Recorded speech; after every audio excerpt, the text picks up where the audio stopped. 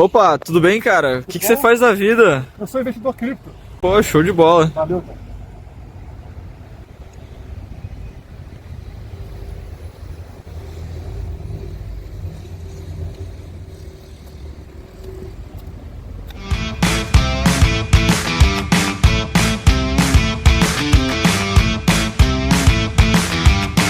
Mas eu não sei, o negócio aí tá me preocupando. Tô achando que vai sair caro. Na hora que eu puxar esse cobertor aí, eu acho que minha carteira vai doer. Tô achando só, né? E vai puxar você, né, filha? Você paga. Se qualquer coisa você paga, né? Papai não tem dinheiro, não. Eu que tenho.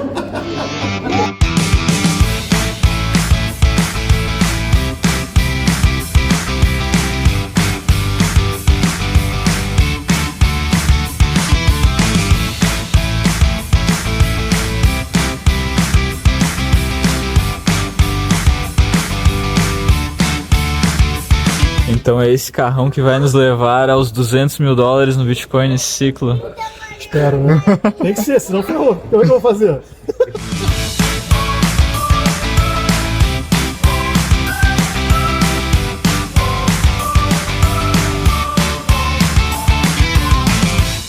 Olá, criptomaníacos! Meu Deus do céu! E agora o que eu faço? O problema é que eu confio em mim mesmo. Então eu fiquei falando de Bitcoin 100 mil, vai bater 100 mil dólares para cá, 100 mil dólares para lá, e eu confiei, acreditei nisso, fui lá e fiz isso aí, vocês acabaram de ver. E o Bitcoin, na verdade, está aí mais próximo dos 50 do que dos 100. Então será que eu vou ter que queimar meu carro, vou ter que vender meu carro? Não sei. Mas nesse vídeo eu vou te explicar porque eu estou confiante em relação ao Bitcoin. Aparentemente está ruim, né? Pô, pegou em 74 e caiu para a faixa aí dos 50, 60, mas você está enganado. Todos os dados, todos os gráficos nos apontam que estamos exatamente onde deveríamos estar nesse momento, e é o que eu vou provar para você ao longo desse vídeo. Bora lá? Na tela vocês têm dois gráficos, um em cima do outro. O de cima é o gráfico padrão do Bitcoin, que vocês já estão acostumados, e embaixo vocês têm o gráfico do M2. O que é o M2? É oferta monetária, no caso aqui, global. Ou seja, juntando o dinheiro de todos os países, nós percebemos que nesse momento estamos em alta histórica de oferta monetária global. Muito dinheiro na economia e com uma tendência de alta. Vocês percebem que tivemos esse rompimento aqui da alta histórica anterior, marcado pela linha amarela, né? Ela marcava o topo anterior e agora rompemos. O interessante desse gráfico é o impacto que isso tem no Bitcoin. Notem, nas vezes anteriores que tivemos esse rompimento de alta histórica, o que aconteceu no preço do Bitcoin. Temos aqui, esse primeiro momento, vocês estão vendo no gráfico, 2016, o rompimento acontece nesse ponto aqui. Olhe lá em cima no gráfico do Bitcoin. Exatamente coincide com a disparada, com a bull run mais forte daquele ciclo que levou o Bitcoin ao topo dos 20 mil dólares, né, alta histórica dos 20 mil dólares na época, lá no final de 2017. Passamos para 2020, acontece um rompimento de alta história, como vocês estão vendo aqui. O que acontece no gráfico lá em cima do Bitcoin é o que vocês estão vendo aqui.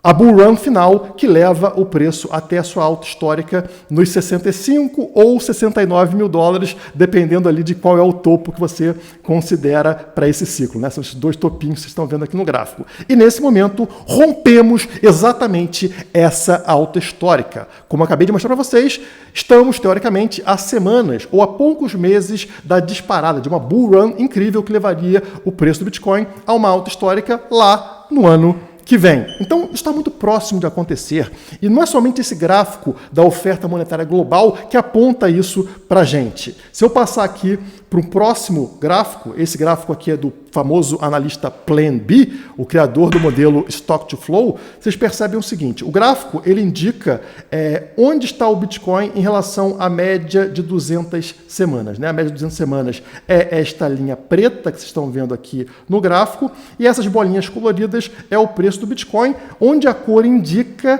quanto falta até o próximo halving.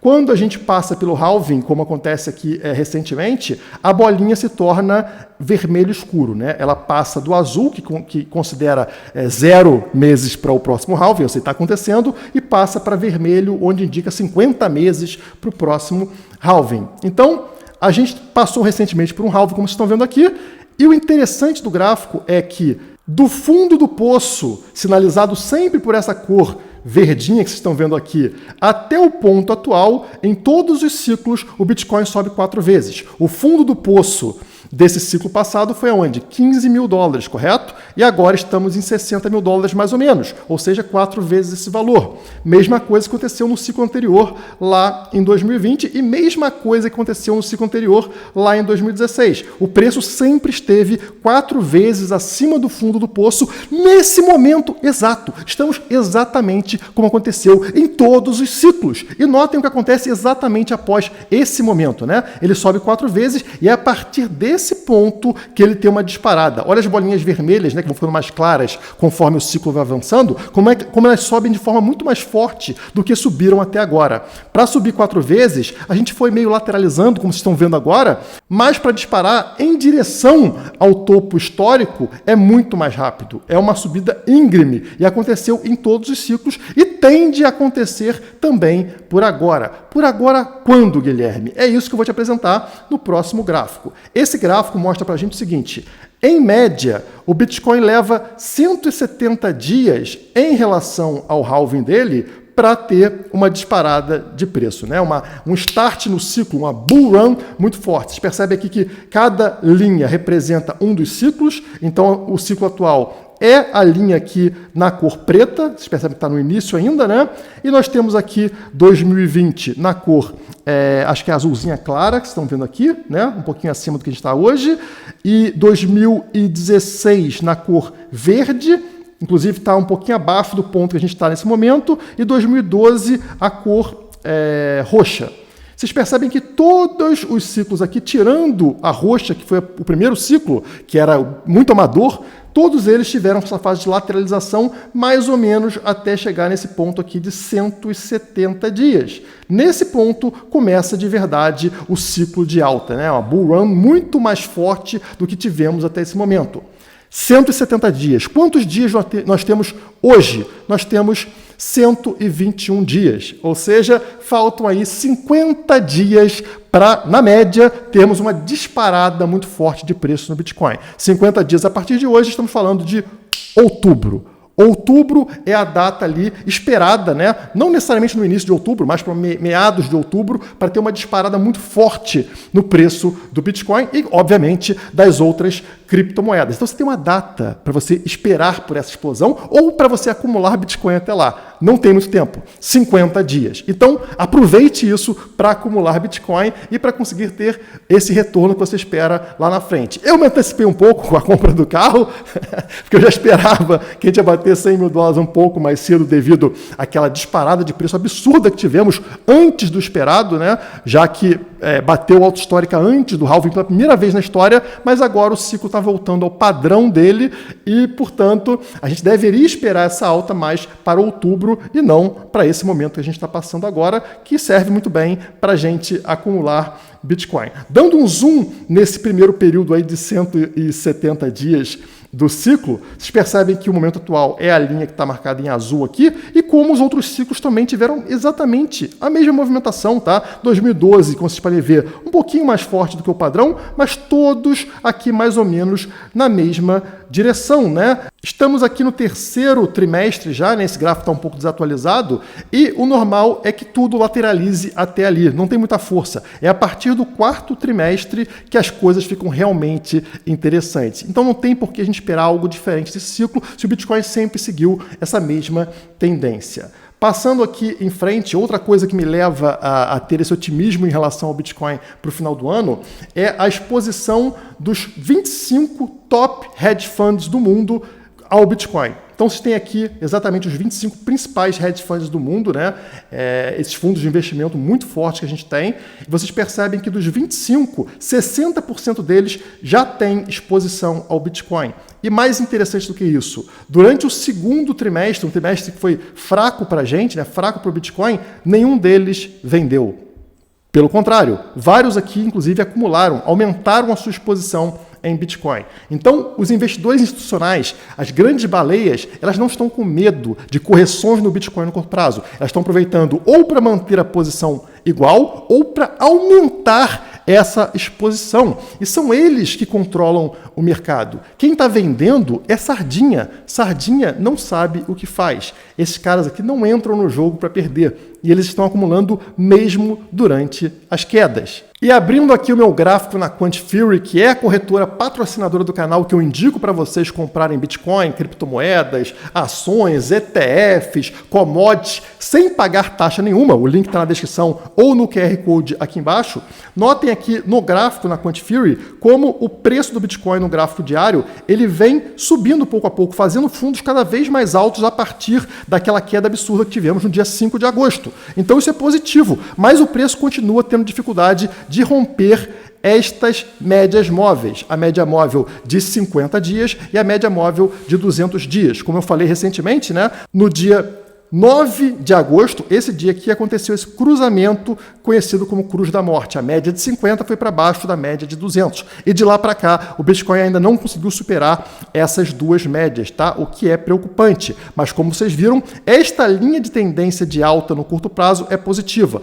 Esse canalzinho aqui está ficando cada vez mais comprimido, tá? Se eu passar uma linha, por exemplo, aqui, ó, imagina que esse topo ele tem uma linha assim. Deixa eu botar uma linha branca para ajudar vocês aqui a enxergarem, né?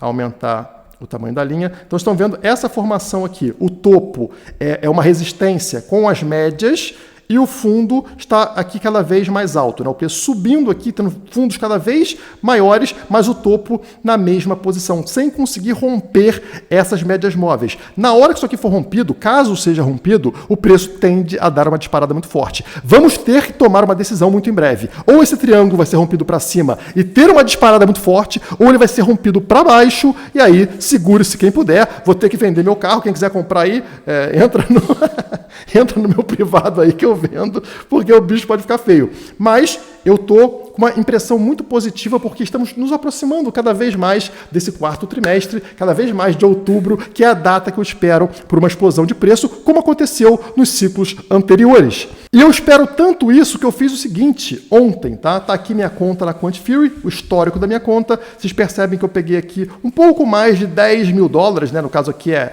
o USDT, o Tether, que é uma stablecoin pareada ao dólar. Peguei 10 mil dólares, isso dá um pouco mais de 50 mil reais, e comprei e converti para Bitcoin. Por quê? Porque eu espero por essa supervalorização a partir do final desse ano, a partir de outubro. Então, como eu tenho pouco tempo para acumular mais Bitcoin, já comecei a fazer isso, como eu falei, sem pagar taxa, né? Porque a taxa atrasa a tua vida. Ficar pagando taxa para a corretora, atraso de vida. A corretora não somente tem taxas que ela te mostra, como também taxas ocultas, tá? Que ela mexe no valor da moeda sem que você perceba para ganhar um a mais ali. Na Quant Fury isso não acontece. Quem quiser, como eu falei, link na descrição. E as altcoins, Guilherme? Eu quero me expor às altcoins para tentar multiplicar mais rápido. Isso é arriscado, como vocês sabem, e é por isso que eu vou mostrar para vocês como é que está o cenário agora. E claro, começando pela Ethereum, porque é ela que lidera as altcoins, é a principal altcoin do mercado, e se ela sobe, ela arrasta todas as outras menores junto com ela. E o negócio para Ethereum não está nada bonito.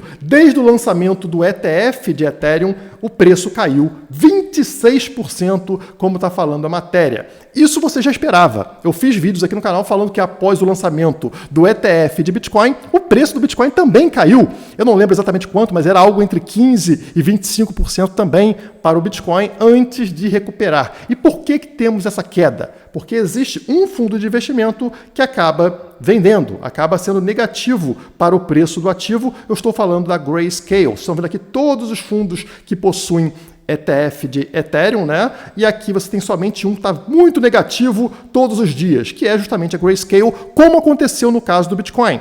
Só que ao contrário do Bitcoin, o restante das compras dos outros fundos não é suficiente para anular a Grayscale. E aí o saldo final, como estão vendo, é de 420 milhões negativos. Então é uma pressão vendedora para Ethereum que fez o ativo cair 26%. Mas como a gente sabe, a Grayscale uma hora vai acabar com o estoque dela. E aí a tendência é o mercado recuperar, porque os outros fundos continuam acumulando Ethereum pouco a pouco. E eu não espero que isso demore muito, porque se a gente analisar aqui o comparativo desde deste ciclo, né, a movimentação de preço deste ciclo com o do ciclo anterior da Ethereum, a gente está fazendo exatamente a mesma coisa. Notem, nós temos aqui uma linha branca marcando justamente uma resistência e acontece o breakout aqui, um rompimento dessa linha branca, o preço dispara, encontra uma resistência, essa linha é de tendência de baixa dos topos aqui, né? E aí o preço desaba para fazer um reteste exatamente naquela linha que era resistência e se torna suporte. É a partir daí que dispara e faz um rompimento desta linha de tendência de baixa. Isso aqui é 2020, tá, pessoal? E a partir desse rompimento acontece esse movimento para Ethereum. É surreal. Então acontece uma disparada muito forte. Olha só o que temos nesse momento, né? Tivemos um rompimento, o breakout dessa linha branca, que era a resistência, vai lá em cima, começa a encontrar aqui uma linha de tendência de baixa no topo, né? Topos cada vez mais baixos, e agora está caindo em direção à linha que era resistência se tornando suporte. O que está marcado em azul é a expectativa se simularmos exatamente o que aconteceu em 2020, ou seja, pode cair um pouquinho mais, não tem problema, pode cair um pouquinho mais até abaixo da linha que seria o suporte, tá? Pode acontecer, e depois a tendência é uma disparada muito forte rumo a final de 2024, tá? Esse rompimento aqui da tendência de baixa seria final desse ano, e aí uma disparada muito grande no ano que vem. Então, isso é muito importante para as altcoins. Como vocês podem ver, leva um tempinho a mais do que o Bitcoin, mas a força é muito maior. E eu quero falar de uma outra altcoin muito conhecida e que era uma das tops do ciclo anterior, para fazer um alerta para você não ficar muito apegado a um projeto em si, porque os projetos eles perdem o hype, eles perdem aquela empolgação passageira. Como vocês podem ver, a Cardano, que era ali um projeto top 10, saiu, perdeu o top 10 pela primeira vez, né? Ela acabou, Cardano cai e perde o top 10 no mercado de criptomoedas. Isso não acontecia, desde 2021. Então, assim, os projetos vão mudando. No caso aqui, ela está sendo meio que substituída pela Tron. A Tron está ganhando espaço, a Cardano perdendo espaço e outros projetos podem ganhar mais destaque a partir daqui. Um que está tendo um boato, que eu não sei se vocês ouviram, é a XRP, um projeto que eu não gosto, obviamente, está muito ligado a bancos, ao tradicional, mas que também pode estar ligado à moeda dos BRICS, que inclui o Brasil, né? Brasil, Rússia, Índia, China, esses países emergentes estão tentando fazer ali uma moeda, um novo sistema de pagamento que pode interessar a outros países, e a matéria, o boato, fala que 159 países, né, 159 nações estão interessadas nessa integração dos BRICS, utilizando o sistema de pagamento com a XRP. Se isso realmente for verdade, espere por uma supervalorização da XRP. Mas lembre-se, isso é somente um boato. Mais um boato que reforça aquela tendência da perda de força do dólar. O dólar era a moeda global. Se os BRICS agora pretendem usar outra moeda para comércio internacional ao invés do dólar, e se 159 países estão interessados nessa moeda, o que acontece com o dólar? Vocês conseguem imaginar? Mesmo que não sejam 159 países, mesmo que sejam 10, 20 países, esses países deixam de utilizar o dólar ou reduzem muito a sua exposição à moeda americana. Vocês percebem como o mundo está mudando rápido? Agora, outros países vão começar a utilizar uma moeda em paralelo ao dólar, mas você vai ter que confiar na China, confiar no Brasil. Será que não é melhor você utilizar uma moeda que não depende de terceiros, que não depende dessa confiança em terceiros? Muitos países vão se dar conta de que a melhor moeda para fazer transação internacional e para ter em reserva é o Bitcoin. E se você quiser acompanhar essas e outras novidades do mercado em tempo real, trocando ideia comigo, com o meu time e com mais de 1000 criptomaníacos por aí, entre para a nossa comunidade do Discord. O link está aqui na descrição. É molezinha, é baratinho e você consegue trocar ideia com a gente, postar memes, postar gráfico, discutir mercado, falar sobre projetos, enfim, te esperamos por lá. Por hoje é só, muito obrigado e até a próxima.